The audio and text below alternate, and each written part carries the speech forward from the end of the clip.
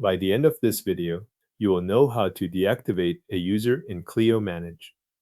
Starting from your Clio Manage account, look to the left side of the screen and click Settings in the navigation menu. This opens the area where account-level options and user management tools are stored. If the page takes a moment to load, wait until the settings options are fully visible before moving on. Inside Settings, open Manage Users. This section shows the users connected to your Clio account. You are now looking at the list you need in order to remove someone from active access. Take a moment to find the specific user you want to deactivate, and make sure it is the correct account before continuing. Once you have located that user, look beside their entry for the Edit option or the Available Actions menu. The wording or icon may vary slightly depending on how your screen is arranged, but it will be next to that user's information. Click that option to open the actions available for that account. From the menu, select Deactivate User.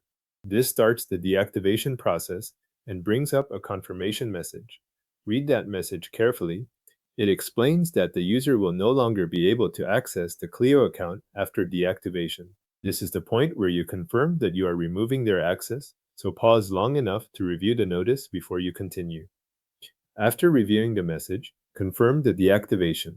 Once you do that, Clio Manage will apply the change and remove the user's access to the account. Depending on your connection or account activity, the update may take a brief moment to appear. When the action is complete, return to the user list in Manage Users. Check the list to verify the result.